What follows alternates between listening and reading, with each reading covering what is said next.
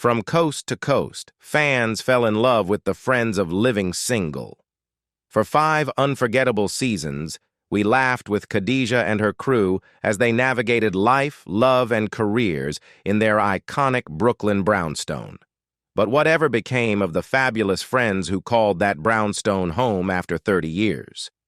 Today, we'll explore the incredible careers of the Living Single cast, revisit some of the show's most iconic moments, and celebrate the legacy of this groundbreaking sitcom. So, grab your favorite beverage, settle in, and let's dive into the world of Living Single.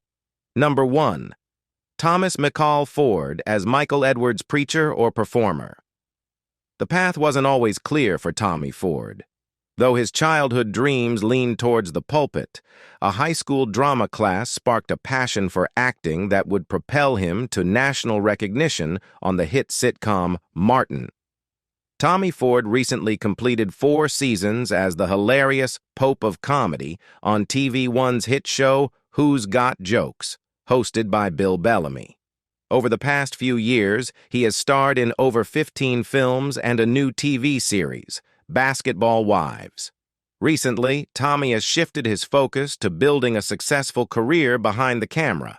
He has directed and produced several webisodes, television dramas, and sitcom pilots, including BLVD West, Ancestors, Comedy Camp, Flipping Bird, and Bird and Brick. He also directed and produced 7 films, with Switching Lanes being the most recent. Tommy joined the cast of 3 wonderful television productions on Uplifting Network, Sugar Mamas, To Love and to Cherish, and In the Meantime. Whether playing Tommy on Fox's hit Martin, showcasing his versatile style on Fox's drama New York Undercover, or recurring as the fun-loving father on UPN's The Parkers, Tommy continually evolves in his career and finds success in any endeavor he chooses. Following a longtime dream, he launched a series of award-winning children's books designed to promote healthy, spiritual, and nonviolent living, guiding young people to become better individuals. He has been involved in numerous legitimate theater productions, receiving critical acclaim for his producing, directing, and acting efforts. Tommy is excited to introduce 2 variety talk shows and a documentary he is filming in Atlanta. Don't Be Stupid is best described as Bill Maher meets Chelsea lately on collard greens. Spoken Word with Hank Stewart the poet highlights amazing poets and spoken word artists. He's also filming a documentary entitled Reverse the Lynch Curse, an empowering piece about breaking curses of fear, distrust, and envy. Sadly, Ford's life was cut short on October 12, 2016, after he succumbed to an aneurysm in his abdomen. He was 52. Number 2. Steven Gilborn as Jeffrey Higgins. Born in New Rochelle, New York, Gilborn's intellectual curiosity blossomed early. He earned a bachelor's degree in English from Swarthmore College and later a PhD in dramatic literature from Stanford University. His dissertation, delving into the plays of 19th-century French playwright Émile Augier with a psychoanalytic lens, showcased his academic depth. Before captivating audiences on screen, Gilborn captivated minds in the classroom. He served as a professor of humanities at the prestigious Massachusetts Institute of Technology, inspiring countless students. He also shared his knowledge at Stanford University, Columbia University, and the University of California, Berkeley. His dedication to education extended beyond formal classrooms. He also served as a faculty advisor for the Gilbert and Sullivan Society, nurturing a love for the arts. A life-changing decision led Gilborn to pursue another passion: acting. His talent shone through in numerous television roles.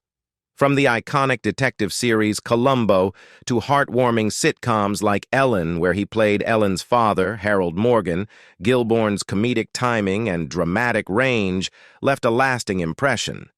He graced the screens of popular shows like Perfect Strangers, Boy Meets World, The Golden Girls, and Malcolm in the Middle, showcasing his versatility. Beyond television, Gilborn also appeared in films. Moviegoers might recognize him as Mr. Phillips in The Brady Bunch movie, or the hotel owner in Joyride.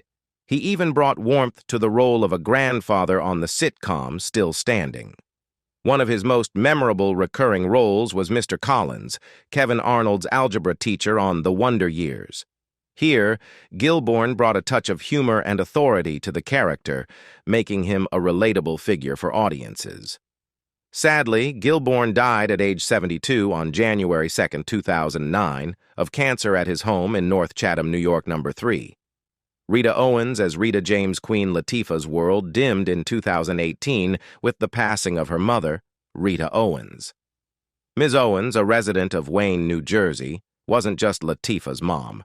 She was her rock and inspiration. It was within the walls of Irvington High School that their stories intertwined.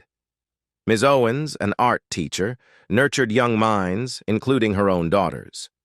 It was there that Latifah, a future Oscar nominee, discovered her passion for music. The rap group Ladies Fresh, formed at Irvington High and led by Latifah, would win a talent show, igniting a spark that would propel her to hip-hop stardom and beyond. Queen Latifah took to social media to express her grief, sharing a heartfelt video montage of precious moments with her mother. The caption, 143, a code for I love you, spoke volumes about their deep bond. In a statement, Latifah described her mother with warmth and admiration. Ms. Owens was a complex and wonderful woman, gentle yet strong, sweet with a touch of sass, worldly yet grounded. Above all, she was a woman of immense faith and Latifah's guiding light.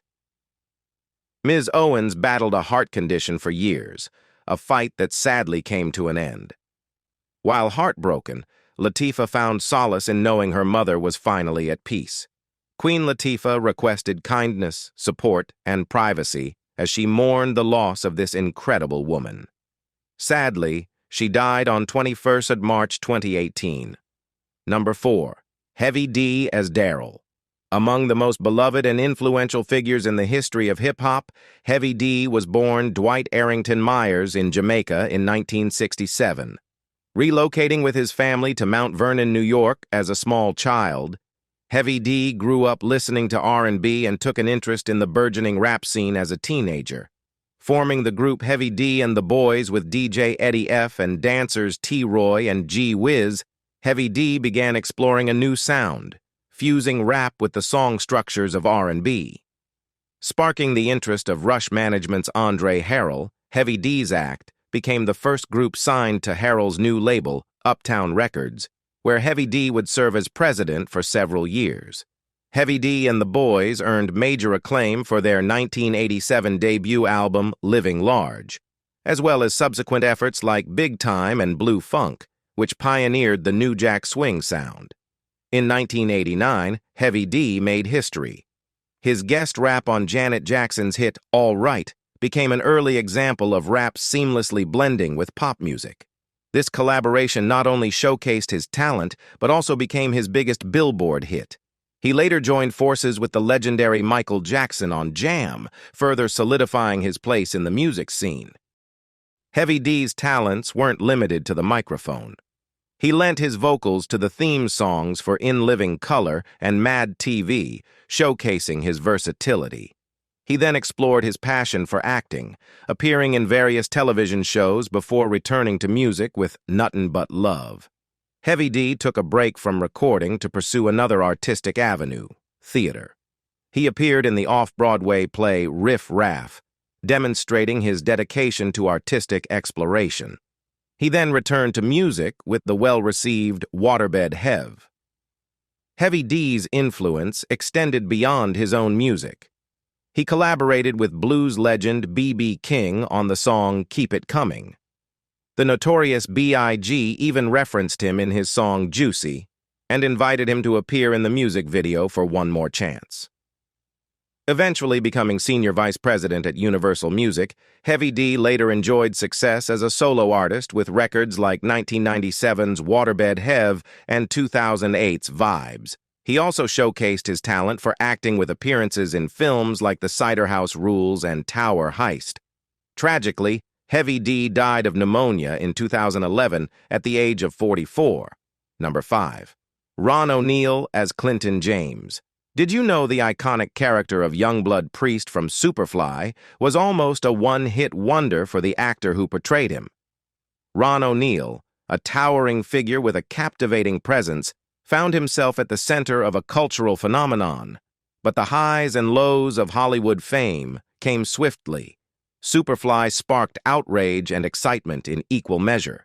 Critics slammed it as blaxploitation, a genre accused of glamorizing crime. Yet, audiences flocked to theaters, drawn to the film's raw energy and O'Neal's undeniable charisma. Hoping to recapture lightning in a bottle, O'Neal took the director's chair for the sequel, Superfly TNT. This time, the film tackled a more political storyline, a stark contrast to the first film's gritty realism. Unfortunately, the shift in focus didn't resonate with audiences, and the film flopped. O'Neal's career never fully recovered from this misstep. However, his performance in Superfly remains a defining moment in blaxploitation cinema, a testament to his talent and screen presence. Ron O'Neal had a diverse and intriguing career, starting with his appearance in the Broadway play Ceremonies in Dark Old Men in 1969. The same year, he won an Obie Award and several other prizes for his role in Charles Gordon's Pulitzer Prize-winning play No Place to Be Somebody. O'Neal had several television guest appearances, often playing detective roles. He had a recurring part as police detective Isidore Smalls in the mid-1980s series The Equalizer, starring Edward Woodward. He also played the primary antagonist, Colonel Ernesto Bella, in the 1984 film Red Dawn. From 1988 to 1992, O'Neal had a recurring role as Mercer Gilbert, the wealthy father of Whitley Gilbert, Jasmine Guy, on the popular sitcom A Different World. In 1996, he appeared in the blaxploitation reunion film Original Gangstas. Ron O'Neal's career was a testament to his talent and perseverance. Sadly, O'Neal died in Los Angeles on January 14, 2004, after a 4-year battle with pancreatic cancer, on the same day Superfly was released on DVD in the United States. Number 6. Eartha Kitt as Jacqueline Richards. This ain't your grandma's Hollywood story. Eartha Kitt rose from the dusty cotton fields of South Carolina to become a glittering legend, dazzling audiences for over 6 decades. Born with a beauty that defied labels, she shimmied her way into the Katherine Dunham Dance Company, her moves as smooth as silk. Orson Welles, a man with an eye for talent, snatched her right up and cast her as Helen of Troy. Talk about a woman who could launch 1,000 ships, or at least 1,000 careers. This was just the beginning of her whirlwind ride through film, television, and electrifying nightclub performances. Remember that sultry voice that crooned "Siet si bon"? Yep, that was Eartha. And then there's the iconic Santa Baby, the sassy Christmas song that's still turning heads today. But Eartha wasn't just about the music. She slithered into our living rooms as the perfectly fierce Catwoman in the classic Batman series, leaving everyone wanting more.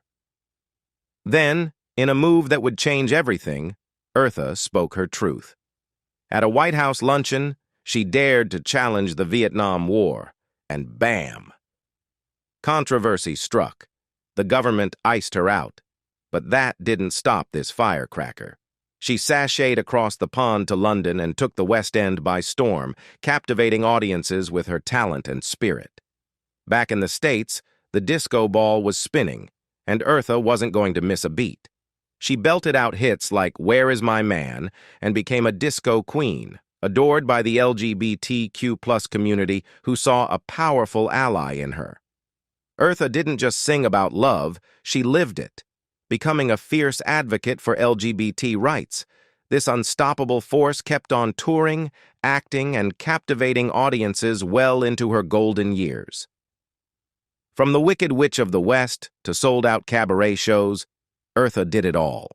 Her final performance at the UK's Cheltenham Jazz Festival in 2008 was a testament to her enduring passion. Eartha Kitt left this world on Christmas Day that year, but her legacy burns bright. She was a woman who defied expectations, spoke her mind, and entertained the world with her unmatched talent and charisma. Now that's a story worth telling.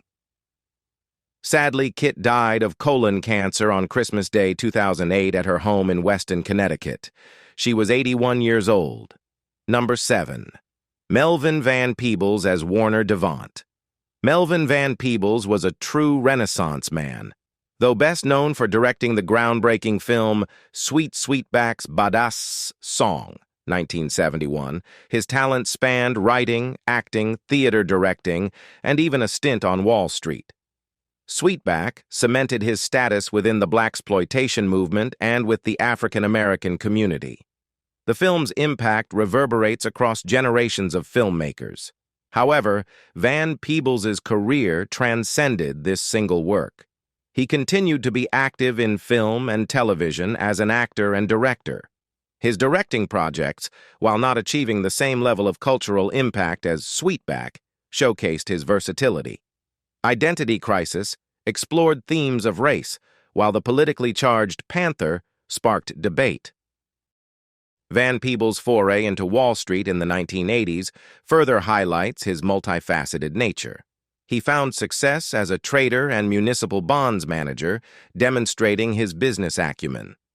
Though he never quite recaptured the lightning in a bottle that was Sweetback, Melvin Van Peebles' legacy extends far beyond that one film.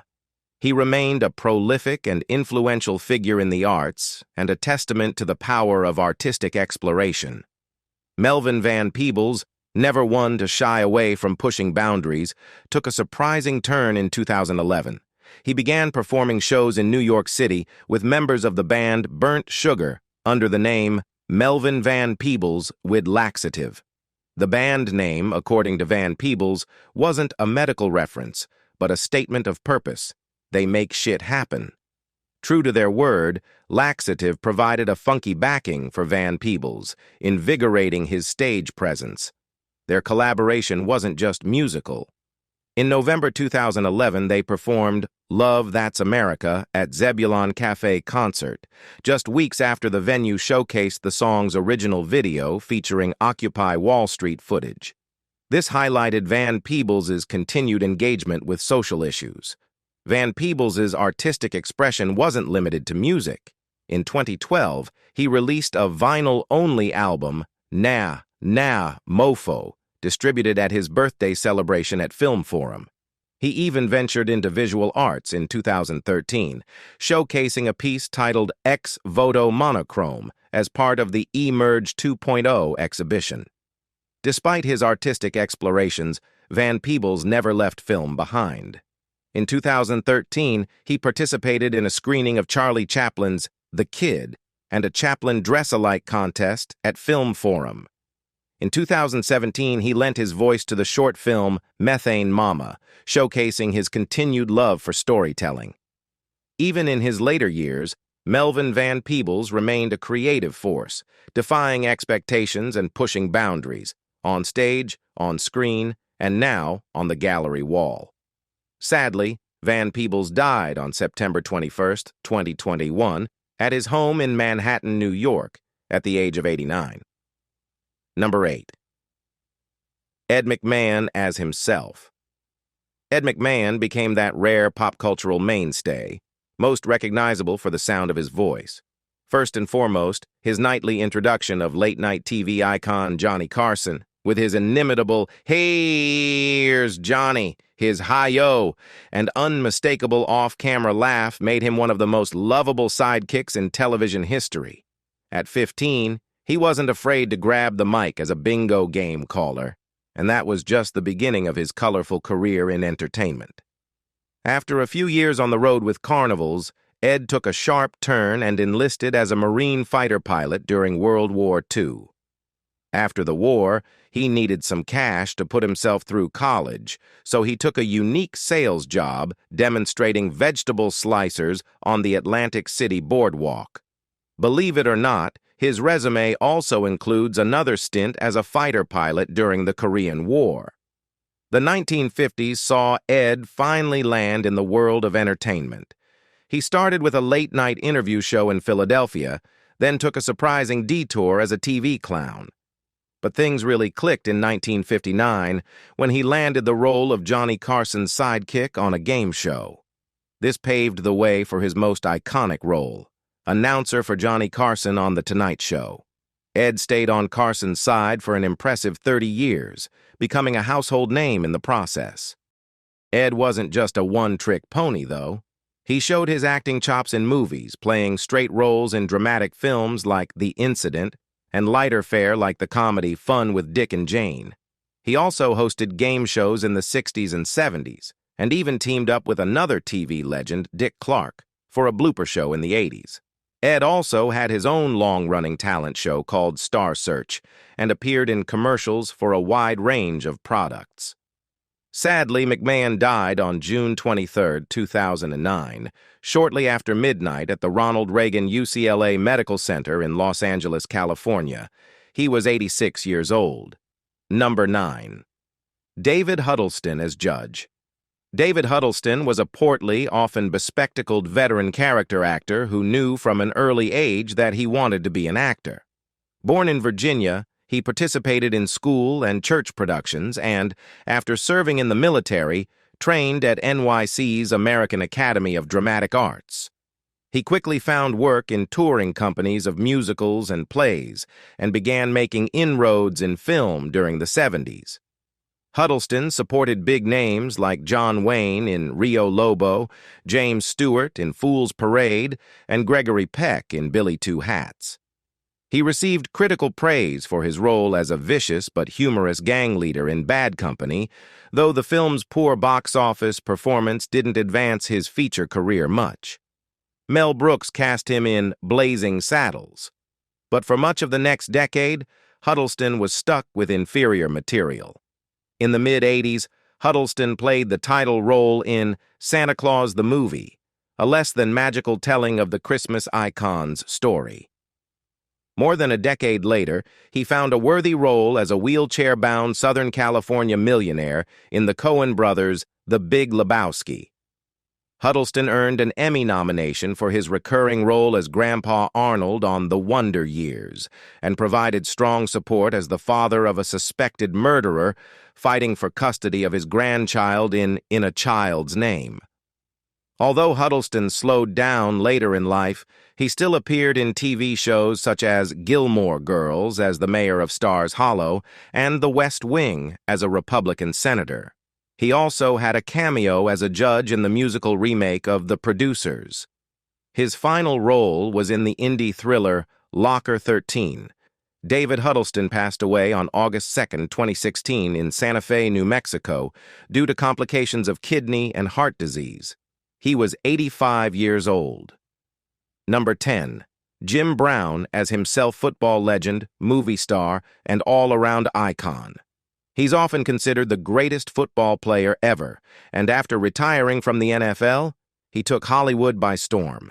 His first movie was a Western called Rio Conchos, and he went on to star in a bunch of action films in the 60s, like The Dirty Dozen. In the 70s, blaxploitation movies were huge, and Jim Brown played tough characters in films like Slaughter and Black Gun. Later on, he mostly appeared on TV shows, but he did land some cool movie roles again in the 80s and 90s. He even poked fun at his blaxploitation days in the comedy I'm Gonna Get You Sucker. Jim Brown's a true legend, not just in football but in movies too. He even commentated on some early Ultimate Fighting Championship events. He's still active today, making appearances on TV shows and staying connected to the sports world. David Huddleston passed away on August 2, 2016 in Santa Fe, New Mexico, due to complications of kidney and heart disease. He was 85 years old. Eric Christmas was way cooler than you might think. This British actor wasn't just the goofy Principal Carter from Porky's. He started out all highbrow, performing Shakespeare in London and even on Broadway. Christmas had a thing for oddball roles. Remember that priest freaking out over the age difference in Harold and Maude? That was him. He even fought Killer Tomatoes, because why not? But don't get it twisted, this guy could do serious too. He showed up in sci-fi flicks and dramas, proving he had range. Whether it was on stage or screen, this classically trained dude brought his humor and charisma to every role. His last hurrah, a wacky lawyer in Mouse Hunt, classic Christmas. So, next time you see Principal Carter, remember, Eric Christmas was a legend who went from Shakespeare to slapstick, reminding us that acting is all about bringing characters to life, no matter how weird. Sadly, Brown died of natural causes at the age of 87 on May 18, 2023, at his home in Los Angeles. He died with his wife by his side. That's a look back at some of the talented actors who brought these iconic characters to life. Who was your favorite character and why? Share your thoughts and memories in the comments below. Until next time.